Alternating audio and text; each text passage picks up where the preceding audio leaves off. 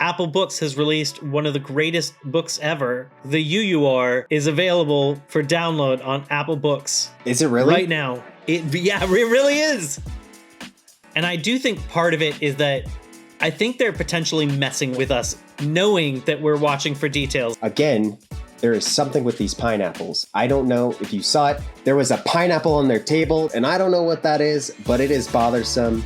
They just needed to find a better incentive, and they definitely found it for him. So they've created their first crack, their first split in the team. I need to get this out of the way. This is something big that I've been sitting on. I feel like I have a big theory. Okay. Hello and welcome to Road Goes Ever On and On. Today, Mark and I are talking about the hit Apple TV science fiction series, Severance, Season 2, Episode 3, Who is Alive? So spoilers are ahead. And we are a small channel, so if you're enjoying our videos, then we would appreciate it if you would consider subscribing or giving the videos a like. And with that, what are your thoughts on this episode? I need to get this out of the way. Okay. This is Get it out of the way. something big that I've been sitting on. I feel like I have a big theory. Okay, just like we theorized, remember the Taming of the Four Tempers, each have the faces of, the goat, the maiden, yada, yada, yada. Okay, what if this show is so meta that each season is a temper? And how I have come to this conclusion, we have dabbled around with the idea that each of the MDR people are one of the four tempers. And I feel like we've said Mark is Woe, Dylan is Frolic, Helly, Irv is Dread, and Helly is Malice, the four tempers. And so what if the first season was very Mark-centric, very Woe-centric? He lost his wife. He's dealing with the pain of existing. And this season, we've got a lot of clues towards Frolic, which we saw Frolic-aholic. Drummond's hand had Frolic on it. I feel like we've associated the goats with Frolic, and we got goats. We're getting like more of the goats this season. And to me, of the outies, other than Mark, the one that we've been spending the most time with is Dylan. So I'm wondering if this season focuses more on Dylan and his outie as he is Frolic. Then maybe the next season we get Irv and Dread, and we figure out why he's been dreading this hallway. And last we get Helly with, tying it all together with her eagerness and malice. So my big theory is each season is one of the four tempers. Interesting. I like it. I don't think I'm completely behind it. I really like the theory that Drummond is Frolic because he had to tame it, which is why he is the opposite of Frolic. And I like the idea that we could see the other tempers. I even kind of wonder whether or not, might be getting a little ahead of myself, but whether or not the person by Helena's car, if that could have possibly been one of those four tempers or not. But you did mention Irving, and I do think that, or you did mention Dylan, and I do think that there were really interesting things with Dylan this episode. First off, I think that their idea of finding that, like, he loves incentives. So when the stakes got raised and he learned about his kid, they just needed to find a better incentive, and they definitely found it for him. So they've created their first crack, their first split in the team. And I'm wondering if they managed to find out ways to like split the others off as well. If there's more coming along those lines. Well, yeah. And I feel like I don't think it was intentional, but it did seem with his wife that it was a little manipulative. Like, and I love how it was played this scene 100%. because we didn't, I feel like we couldn't tell if she was really his wife, if she's in on it, like what's going on. There was this awkwardness to it. So it was like really hard to tell. But until we saw them both in the Audi world, we got that confirmation. But I feel like there was a lot of like manipulation on her end, not intentionally, but like your Audi is kind of a screw up. Like he's kind of not great. And of all the members of MDR, he's the one that like fantasizes about his Audi and what he does and thinks of his Audi as this kind of badass. And I think that was a huge moment for him to learn that he's the opposite of a badass. Dawn actually had some interesting kind of thoughts that she was wondering whether or not, I think it's Gretchen, I think that's his wife, whether or not she could potentially have a little bit of fondness for the innie because he doesn't have some of the faults that the Audi does. You know, he actually seems to be doing well at work. Yeah. I mean, I definitely got a little bit of that from when, you know, she says goodbye to Dylan, and it seemed like she did enjoy that time with him, even though it was like awkward and weird. You know, she even says, I love you, probably out of habit. And then when Audi Dylan asked about it, she was very much like, oh yeah, like she kind of like brushed it off. And it did kind of give that little bit of, she might have a crush on Dylan. But man. And they've hinted that Audi Dylan is even more of an F up because so first they point out that he can't keep a job. But then in addition to that, when we think about he's severed, which means that he's basically a full-time stay-at-home dad. He's not always there because sometimes he's severed in a way. But as far as like what he remembers and what he does, he stays at home with the kids. But then he still doesn't know simple things like how to make cookies. She had to describe how to do that, you know, and she's telling him what to do. She has to work her night job, and she has to like probably take care of the family when he's asleep. And then on top of that, she's like managing him to make sure stuff gets done at the house.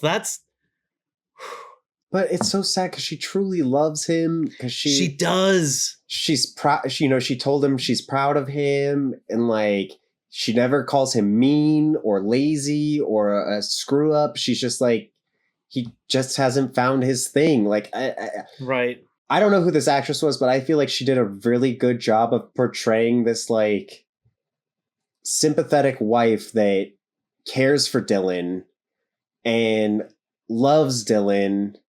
You know, and probably has to deal with a lot of crap from Dylan, and yet she still like is there and supportive. And like, even, you know, when we saw in the last episode where she called him, you know, he's like, stop being so nice. Like she just really does care for Dylan, and it makes me sad.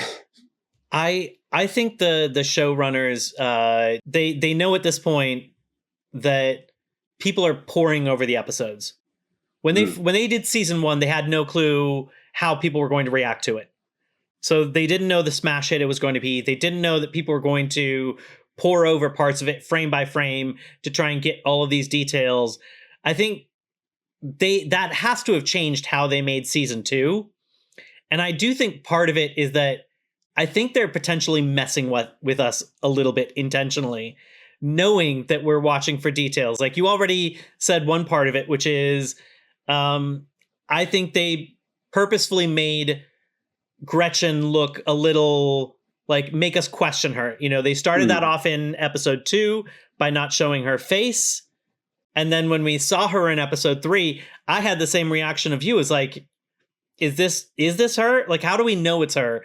And all I could think of was like the voice. And I can't, she didn't talk that long in episode 2. So I wasn't 100% sure that I could do like voice match. And so that was in the back of my mind the whole time until we saw them together. Then it's like, okay, I do think it's her. But it's funny that like we're going down these rabbit holes, and the choice to like have it be a phone call in episode 2, I think that was intentional. And I think stuff like that is to mess with us. 100%. And I do feel like they are hiding things. And specifically at Dylan's house, there was, when the kid is watching the TV, it is a cartoon focused on the brain. Like it's like an X-ray of the brain, which is very, similar to the Severance program, messing with the brain. You could see, again, there is something with these pineapples. I don't know if you saw it. There was a pineapple on their table, which seemed like the welcome back pineapple, but still 3 episodes of pineapples. There is something with these pineapples, and I don't know what that is, but it is bothersome. And also on the floor was a stuffed animal of Egan. I missed that. There was a stuffy Egan on the floor, and I was like, one, that tells you that Egan is such a legend, even maybe outside of Lumon, that people are making stuffed animals of him. Like that's like crazy to me. That's like getting a stuffed animal of like Mickey Mouse, right? Right. Well, and that's also a way to indoctrinate them at an early age. Oh yeah. If you grow up with that, then you might start that gets the name in your head. So then maybe at some point you start looking at like the teachings of Kier. And this company and this family has so much control over this area. When Miss Cobel was driving away, there's a sign that said Salt Neck 238. I don't know if it's like miles, kilometer. I assume it's miles, but might not be. But that means that like there's nothing close to this place, at least in that direction. So 1, it's remote, and then 2, we know that Lumon controls a huge amount of this. It's named after Kier. You see a bunch of things named after the family. A bunch of the housing is Lumon housing. So they have so much control over this small town. But also, it is where the senator lives, right? The senator of this state, whichever state it may be, in this made-up town. Right. The senator lives there. Like, Devin bumped into the senator. The senator was at the cabin giving birth too. Like, so, is it a small place? I don't know. Or they could have used their money to, like, help the senator get to where he is. Right. Now, are we in Wyoming? That was the big question from that girl in the first season or first episode. She said, "Oh yeah, are we in Wyoming?" A lot of people have guessed Wyoming. I don't think it's Wyoming, but you in the comments, tell us where you guys think Severance is or Lumon is located.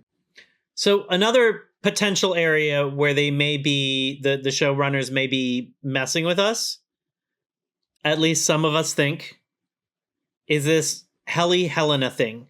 Because I'll start off real quick with, I think there is a damn good argument for it being Helena down there. I'm not at all trying to discount anybody that believes that. I think there is a solid argument for it. But there are some details that just kind of have me leaning a little bit more towards Helly. I am on the fence. I'm more towards the Helly side of the fence. So I'm not 100% either way. But one thing that I do kind of think is kind of like what I was saying with the Dylan Gretchen thing, is I do think the showrunners are aware of how much we're pouring over things. And they know that when they linger on a detail of a hand searching for a button, that'll send people down a spiral. They know that.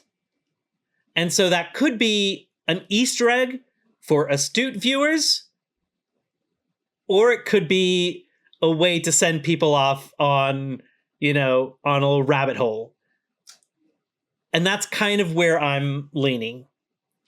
I also think they're sending people on a rabbit hole, but I think I'm firmly in the camp that it's Helly. And you know what? I hope that everybody that guessed Helena, I hope that they're all right and I'm wrong. But I am a firm believer that it's Helly. A couple things that make me believe it's Helly is,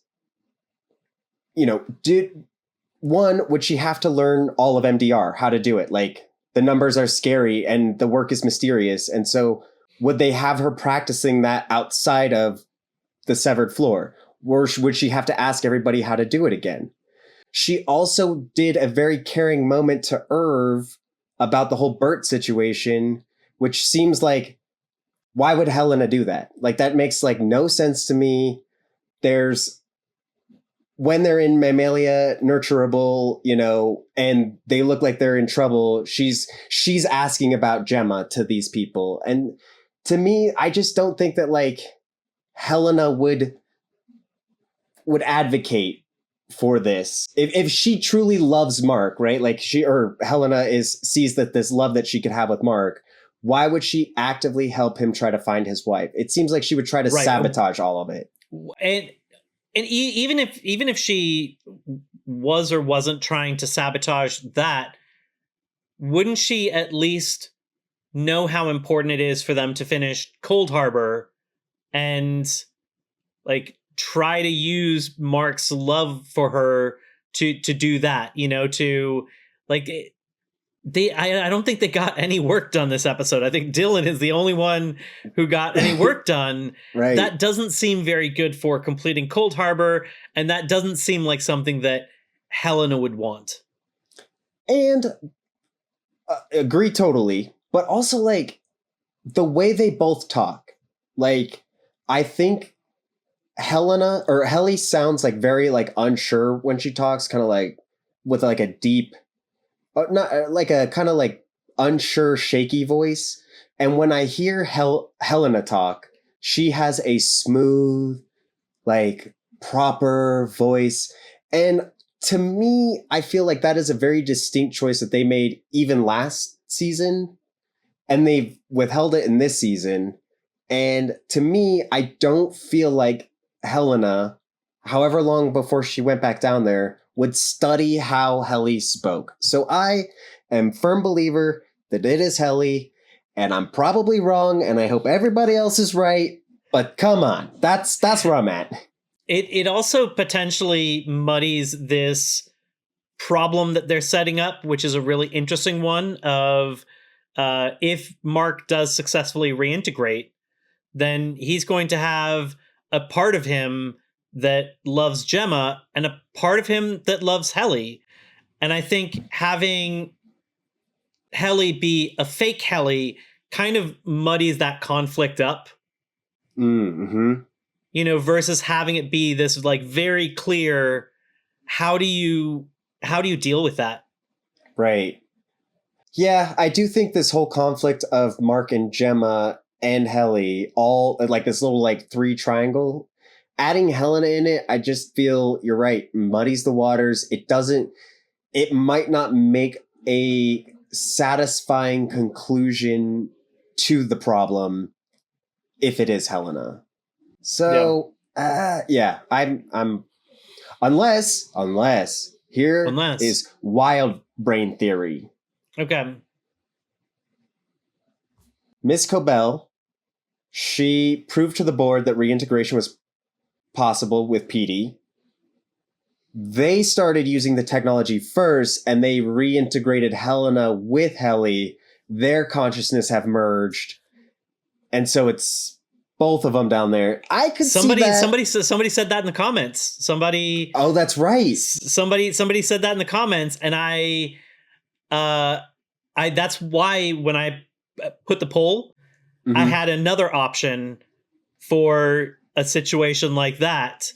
That's right. That's right. But yeah, there was one, and I like how out of the box that one is. I don't think I necessarily believe it, but with a show like this, I think you have to swing big to get what they're doing, because I think Dan Erickson has a wild mind to have come up with this. And so I don't think your first idea is going to be correct. Like, right. I think you gotta think strange. Yeah. And honestly, because my mind is not there, I don't know if we'll get any of these theories right. Maybe my whole theories about the seasons is completely incorrect. But still, it's got me thinking.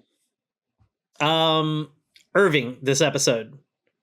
So first of all, you had a question in an earlier episode, which was what was the message when he was on the phone? He said, you got the message. I think it's his paintings. I once I saw this episode, I was like, okay, it makes sense. The message is the hallway. And that would make sense that if Irving knew any access to his house and he saw all these paintings, which Irving is painting them for, that might stir attention for any Irving to be like, what is this thing? So I do think that is the message. I also think that the person that Irving might have been talking to on the phone might have been Ragabi, because she said, I heard about the OTC, the OTC, or the overtime contingency. Contingency. And who would have told her that? It wouldn't have been Helena. It wouldn't have been Dylan. And I think that Irving is the only one who is like actively looking for stuff about Lumon. And what if his Audi started reintegration but didn't finish, and that's why the like paint has gone through into any Irving's dreams, and that's how there's like a little bit of like spillover. I mean, that would make sense. Okay. I did not think that, but actually that is a solid theory. I did think that she might have just figured that out because I know she used to be the one that severed these people. So to me, it seems like, okay, she's deep in this Lumon knowledge. She may have just heard of OTC through, her inside sources or whatever. I could see that a lot more now that you say it. And it would just make a lot more sense because, one, that could make a lot of sense of why he knows about the hallway, like his Audi knows about the hallway. So Ragabi could have definitely given him information on that. He also had a list of Lumon employees, and Lumon is very tight-lipped about who's working with who. So Ragabi could have got him that information. Now, do you think they're related in any way? I don't think so. I don't think that Lumon would want people to know who's working there. Okay, and so I think they would want people to be separate people. That's fair. Also, with Irving, man, it was so nice for him to get some time with Felicia.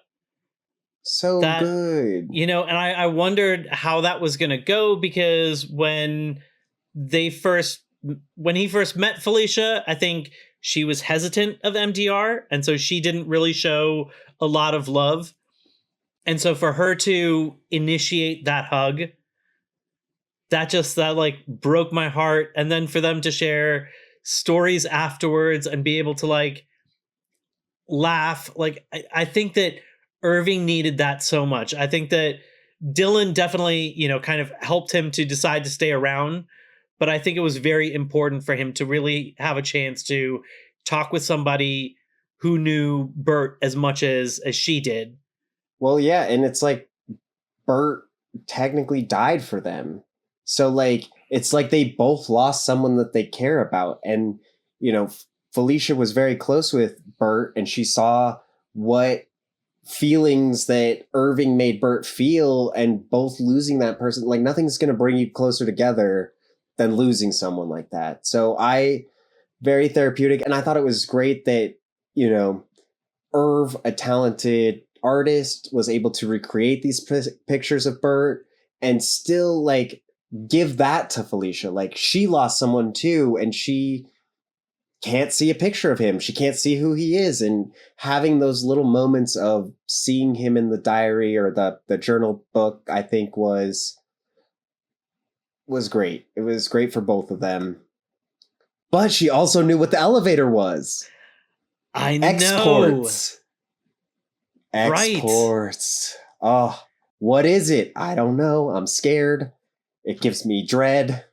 And what kind of things are they sending down? Because we know that we know that they have like 3D printers, and so they have done, you know, things as simple as like watering baskets, but then they also Hatchets. mentioned hatchets, yes, which that could be to chop down, you know, the stuff they're growing, or it could have a much more nefarious purpose. They make snow globes. O&D makes a lot more. But, and correct me if I'm wrong, when he went to optics and design, was the door to the bigger room in optics and design gone? Because like there was a moment that he looked at that one section, and I thought, like, I'm no cartographer. I don't know a map of what O&D looked like, but to me it looked like he looked where that door was and it was gone. So I don't know if it's anything like they just move optics and design. I don't know, but maybe they exported it. Maybe they exported it. It was, you know, it was interesting so I don't know whether or not that door was gone or moved or anything like that, because I don't remember exactly where it was, but I did think it was interesting using the security room as the room where Dylan met, because that, to me, that's another mind game, because it makes it seem like, oh, we're not doing, you know, we've gotten rid of the security stuff. We're not watching you on all these cameras. We're not listening on all these devices. You know, we don't have access to like the overtime contingency, you know, because we got rid of that stuff. So it gives the appearance, but kind of like the duality of like Lumon is listening.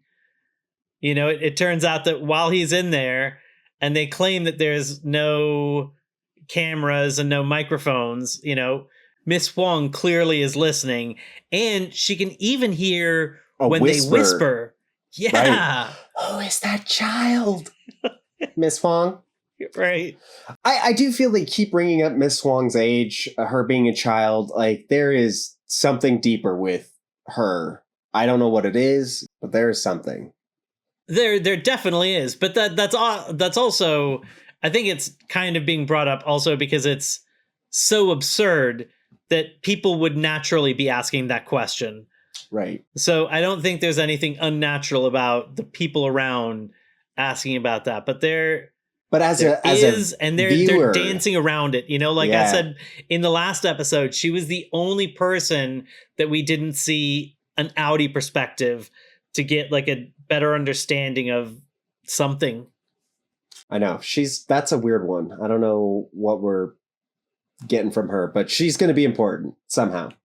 That room, by the way, had some of my absolute favorite moments because Dylan, as usual, just slaps, you know? Yeah. And he's so sincere, but man, they hit like jokes, you know, when he finds out that his outie is kind of a fuck up, and he says like, he dumb? that one killed me. And then you know, asking so sincerely is like, oh, and we live on a cattle ranch? Yeah, we're like cowboys? That was even still, that picture though also made me question, like, is this a real picture? Is this really his kids? Like, the kids looked a little fake in it. So I was like, is this more Lumon propaganda trying to get Dylan G?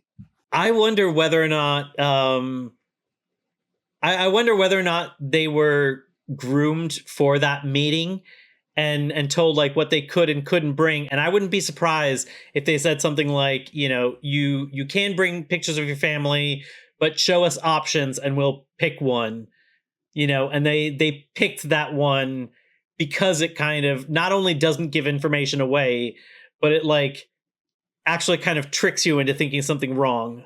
Right. Yeah, I didn't even think about that. Lumon might have even set up that photo session. Maybe. I would not put it past them. What if Lumon also set up his wife to marry him, have children with him, and come to this session just so they could control Dylan? I buy it. I do too. Okay, so other weird space that we see. Mammalians Nurturable. For the record, if I worked at Lumon on the severed floor, this would be where I worked. Hands down. It's where you would want to work. I don't think they know that that's the job they're taking. Right. And I don't think that you would work there because all of the people, you look well put together. They look very haggard. Well, thank you, but also rude.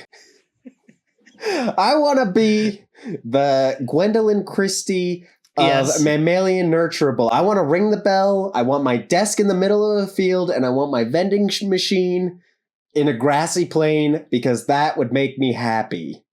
That is so absurd that they have like the little bit of office stuff that they have is right in the middle of that pasture, or not the middle, but like in the pasture versus, a separate room for it. Like that just looked so odd to have like an inbox, and a desk and little vending machine. There were so many things that were just odd about that. But I was thinking about the people, and first of all,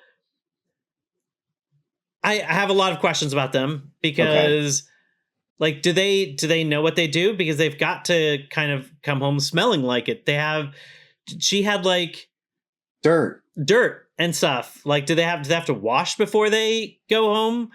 Do they, like I said, like they would definitely smell like it. It's got to be wild to be one of these people because as for the innies, because their entire lives are spent with these animals.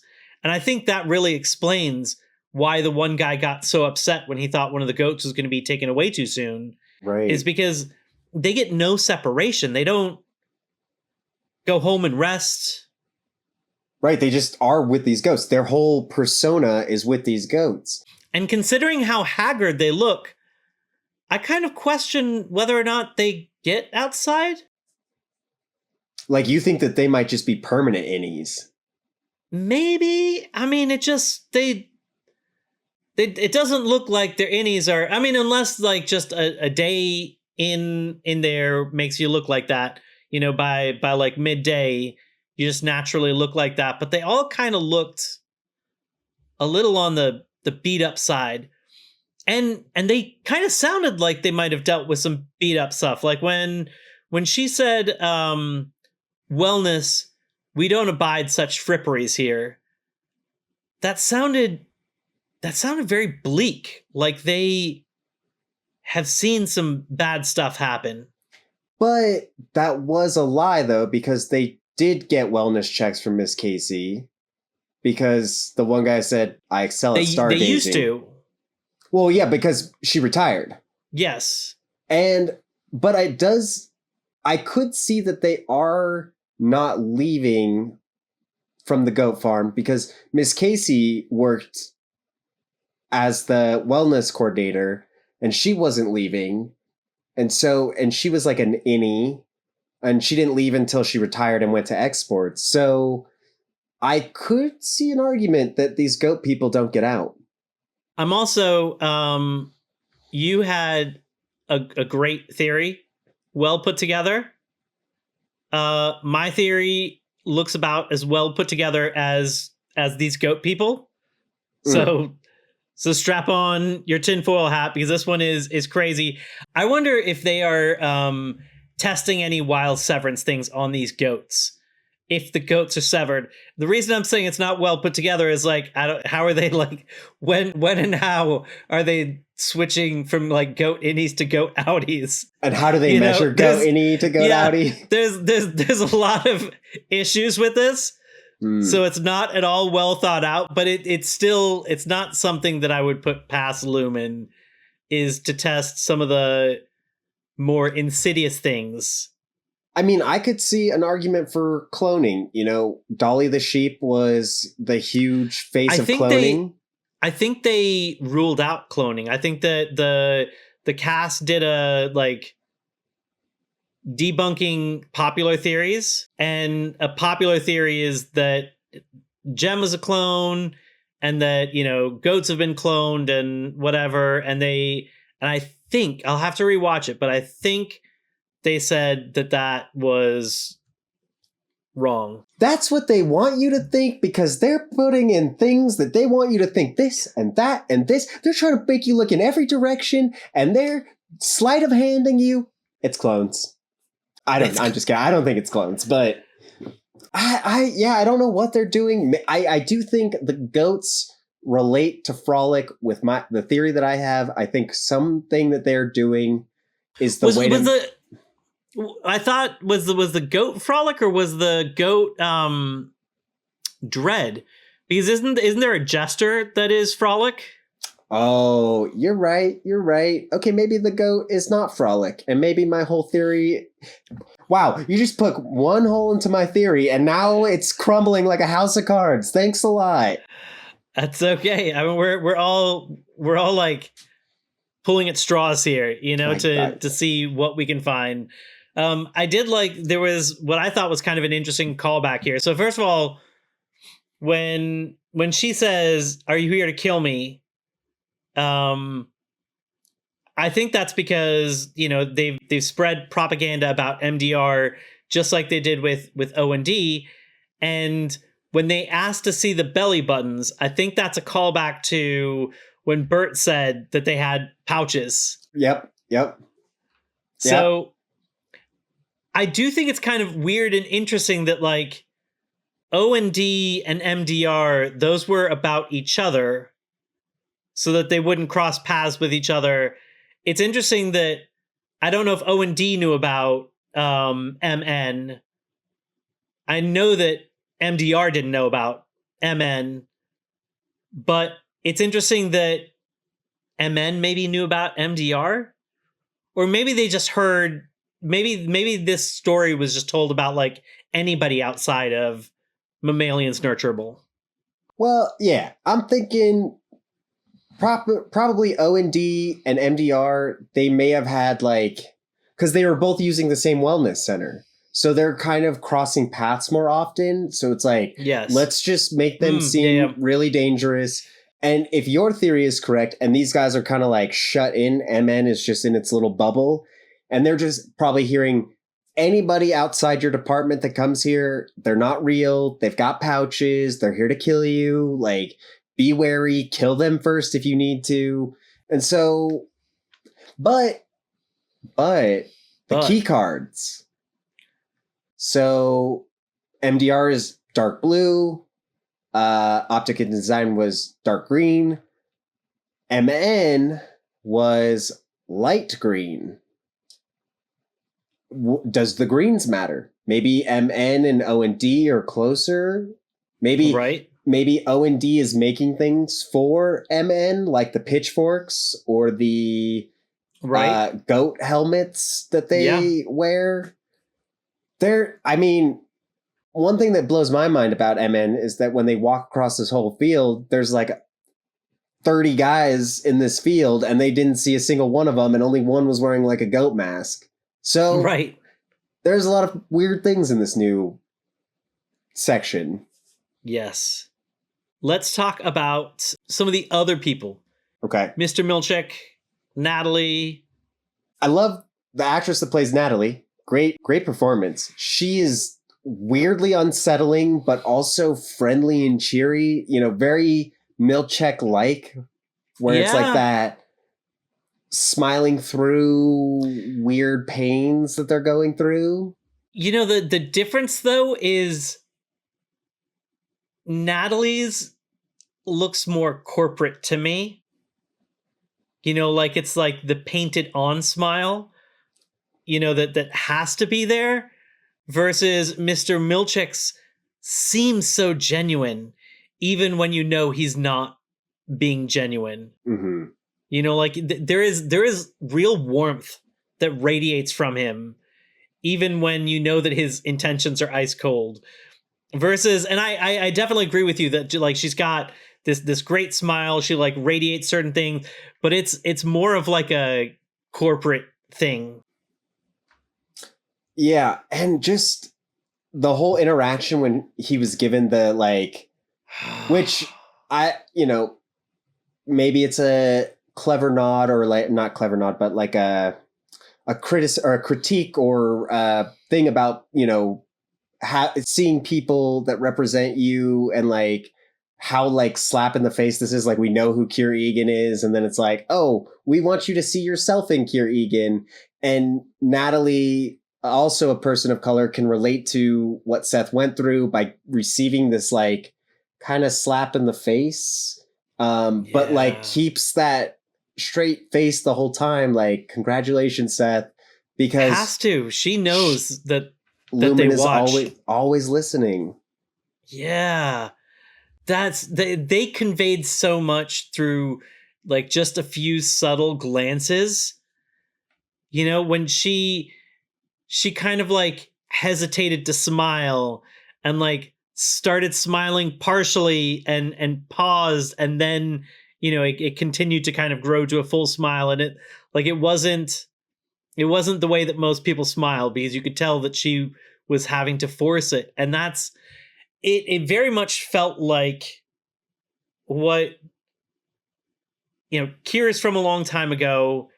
It kind of felt like something that he would think would be appropriate, not understanding the times and the fact that like that's not okay. That's kind of what it felt like. And it was really odd, the choice of the word like recanonicalize. Right. Because it's like it's like they're willing to just rewrite history to fit whatever narrative or purpose that they want, so it's like truth doesn't even necessarily matter to them. I felt really bad for Milchick in this episode. Yeah. And that's crazy for a show to do. Like, Milchick was kind of a bad guy in the first season, even in the first couple episodes. And I was really feeling for him, because I'm like he's just working for Lumon because he's been brainwashed, and now he's kind of getting the bad end of the stick from Lumon, and I don't know. I felt bad for him. The thing though is like, it's not, I don't know, it's not like he got tricked into this stuff. He's been working very hard to get to where he is. He's been working a long time in Lumon. He's referenced in the Lexington letters. If you haven't read the Lexington letters, go to Apple Books, read the Lexington letters. There's really cool stuff in there that will blow your mind. And so like, this is, I think it turns out that like, maybe this wasn't everything he thought it would be, And I think when he came in and saw the balloons, the way that I read that kind of disgust of him grabbing them is like, it's a sign that things aren't going as well under his watch as they would have under Cobel's, because I don't think there would have been stray balloons in the hall. Yeah. Under her watch. And so it's just like, he finally got it, but it doesn't feel like he's nailing it. Like his first attempt that we saw in, episode 1, his first attempt of like bringing in all these other innies failed. Right. Now like people aren't cleaning up the halls, and like things are getting left behind, and it just doesn't, I think he knows that he's not killing it. Yeah. I feel like he does too. And even Cobel, she said he can't handle it. He's not up for the task. Like, and she has been right a lot. Miss Cobel is a force to be reckoned with. There is something in his office that has me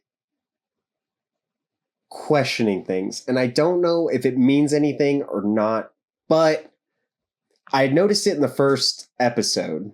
And originally, I thought it was a statue of a head of a platypus. It's like right behind it's over his right shoulder. Okay. On further inspection in this episode, it is the optical illusion that is either the rabbit or the duck. So, like, if you look at it one way, it's a duck. If you look at it the other way, it's a rabbit. And I don't know if it's related to anything. I don't know if it's like a meaning of he is a secret agent that's trying to, a double agent or something along those lines, which I don't really think so. He seems pretty straight and narrow with Kier. Or if it means when Miss Cobel gets back there, that she's a double agent. Because now I'm thinking there might be some double agent stuff with Miss Cobel. Really? I do. Okay. So we saw in the last season the breathing tube. And we were wondering whose that breathing tube was. And I don't know if we speculated that it might be a child of hers. I think we said maybe mother, some family member, but I don't know if we said child. And I'm leaning more that it is a child, and that maybe Miss Cobel, like, tried to fake herself into this Kier cult because she blames them for the death of their daughter. And so she is desperate to infiltrate them to try to bring them down. And so maybe the duck rabbit is her trying to take them down. And it just, everything that's been happening with her and Helena, there's just this odd feeling that that she is not working with them. She's working on her own thing. We know that in season 1, when Mark, I think, was either getting close to or did complete their files, she started to say, I really need it, and then she corrected herself to, we really needed this. And so it was very clear that it was of great personal interest. And I don't think it was just because she wanted to, please her bosses. I do kind of wonder whether or not she clearly lost somebody. There's the medical thing. But I do wonder whether or not she is hoping that she can bring that person back. And if that's part of, like, because it seems like they are possibly bringing Gemma back. And so maybe that's why it's so important for her to complete Cold Harbor, is because that would be the step that she would need to possibly be able to bring somebody back in her life. I wonder about that. And then the other thing I sometimes wonder about with her, which I don't have clear enough to give like a real theory, it's more of just like an observation. At times she seems like two very different people. She has very earnestly said, I think while she was like watching through a window, so it wasn't while somebody was watching her, it was in her house, she sounded like she was sad for Mark. Right. I remember that. But then she's also throwing coffee cups at his head. So it's like it feels like, so like, I don't know if there's if she went through the opposite of Severance and had somebody, where she has like two people in her versus, or maybe it is Severance, maybe it is two personalities. I don't know. It does seem like there is something going on with that. Miss Cobelvig. Yes.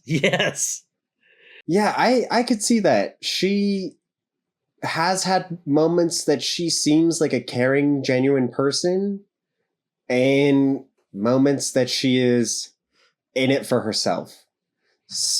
And maybe that's just Miss Cobel is a good actress, she's good at playing the field. But like you said, when nobody was watching her, she was like, oh, Mark, like, I'm so sorry, Mark. Like, she feels bad for him. But she does seem to have a lot of investment into Cold Harbor, whether that be, and she wants to be the one doing it. Like, she doesn't want to start some agency. She wants to be boots on the ground. She wants to be controlling MDR, and she wants to finish Cold Harbor. So I could see some personal reason for that. For her, it has to get done, and she doesn't trust that it's certain that it will get done under somebody else. Right. You know? And so that's kind of why I think that it is the way it is. Yeah. No, I could see that.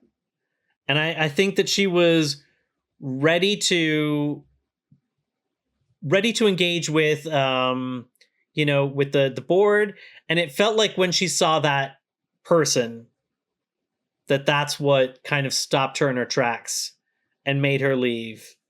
I wonder what that person is what's going on with that person. Also, I have some questions about the board in general.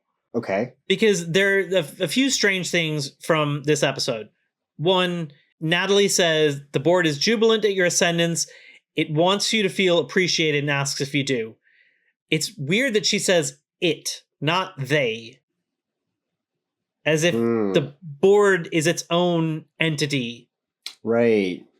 That was odd. Also, the words jubilant and ascendant sound kind of old, but we pointed that out before. Yeah. When Miss Cobel comes to Lumon, it's after hours. Like, everything looks closed, and Helena is able to call Natalie, and Natalie is able to have the board ready in like 30 seconds. She confirms that. Yeah. Like, shouldn't that be a bunch of phone calls? Like, she needs to call this person, this person, this person. It was like within 30 seconds, and Natalie's like, yeah, the board can see her. Or, wow, who knows? Like, I don't know if we heard Natalie or not, or if that's like, so, that could be a lie from Helena. We don't know. But then the last thing is that if you have on closed caption, the B of board is capitalized. And I don't think that should be a proper noun. That is odd. Like, what if the board is just some computer and maybe Natalie hasn't seen the computer, because it also hasn't seemed like, okay, we see Helena's not part of the board that we've seen, right? She said, I'll talk to the board. We've seen her dad, the James Egan, and has never really said that he's on the board. I feel like the board, we don't even know who's seen the board. Maybe Helena's never seen the board. Maybe Natalie's never seen the board. Maybe they don't even know what the board is. I wonder if the board is all of the past Egans, and they haven't been able to, like, they're voiceless body, or like you're bodiless voices, basically. And the reason that they always have to talk through Natalie is because if other people would hear their voices, they might realize, like, oh, that's so-and-so Egan, or that sounds a lot like so-and-so Egan, Yeah, I do like the idea that either, because like the revolving, right? Yes. When, the Egans are passing down. And what if James Egan is actually Kier Egan? We've theorized this before, that, and maybe all of the ones that they've revolved have gone into being the board, and it's like some just amalgamous entity that is just a collection of every Egan that has been revolved into the board. Yeah. I think that's solid stuff right there. Last thing I wanted to bring up, also the end of the episode. We hear, "Who are you?" And that was great to hear Petey's voice, to see how, Any Mark started. But those are the first words of the first episode of the entire show. And Dan Erickson has said that that's kind of the thesis of this show, which is interesting to know that that's so important. And I think that gets us into some kind of interesting things with, like, especially with, I think, Helly versus Helena. Mm-hmm. You know, where like she thought her innie was, she told her innie she wasn't a person. Yeah. You know, and then it turns out that she finds out that her innie can have a more fulfilling life. You know, her innie finds out that her outie is this kind of like bad person. And so it's like, what is it that makes you, you know, how can this one person be two so different people? Like, what, just based off their experiences? Is it because the DNA is the same? So Yeah. I like this idea. And then when Mark reintegrates this, you know, potential issue that I brought up, we don't know if it's actually going to happen, but you know, will he have to choose between these two different sides, and like, who will he be at that point? Yeah, no, I was thinking that too with this episode, that this one, I'm a little surprised it came so fast. Like, it does feel really early if it is a successful reintegration, which I actually do think that it is a successful one. And I think part of what a huge conflict that we're going to see moving throughout the show is which Mark is which. Like, there's any Mark that has no relation to Devin and Rickon that is weird, and then there's Outie Mark that has no relation to the innies, and I don't really know what that means moving forward, or like what we're going to deal with, but I do believe that the reintegration was successful, and I think they are going to see ramifications of what this means, and what it means for all innies that reintegration is possible. And when people look down on severed people and yet you can reintegrate them, then it's like, okay, well, so then I have all my memories of my entire life. I am one person again. I just have memories from a viewpoint of not existing to them being existed. So I love that we get it so early. You know, we have a full season to go through and deal with this, and I'm excited to see where it goes. I know it feels like too much would be revealed too fast with this, but you know, if they're doing it this early, that they've got a trick up their sleeve. Yeah, they must. They have to. Also, Apple Books has released one of the greatest books ever. So, renowned author Dr. Rickon Laszlo Hale, PhD, his book, The You Are, is available for download on Apple Books. Is it really? Right now. It really is. We gotta read it. I mean, I don't feel like there will be too many like hidden Easter. I mean, maybe there might be, but no, I think it's just going to be filled with dumb platitudes. Poor people are sad.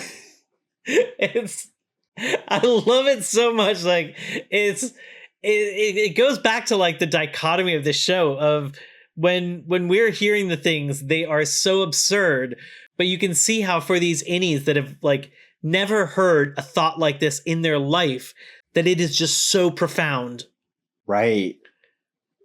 Like innies that are meant to like follow the rules, and then they hear this like, don't, you know, you're just a cog in the machine, like you are stronger as like a group, like it resonates with them. And which is sinister that Natalie is trying to like co-opt that and then like twist it for Lumon purposes, so that people will go back to it because they'll find comfort in like, oh, I remember this book, I learned so much from it, but it's going to be different and it's not going to have the same meaning. And you know that like those changes that Lumon makes are going to help reinforce whatever terrible things they're trying to reinforce. I know. I feel like it's going to just be like manipulative propaganda based through Rickon's books. I know. It's very nefarious. It is. But with that, I think our journey has come to an end. Thank you folks so much for joining along. Come back next week as we tackle Severance Season 2, Episode 4.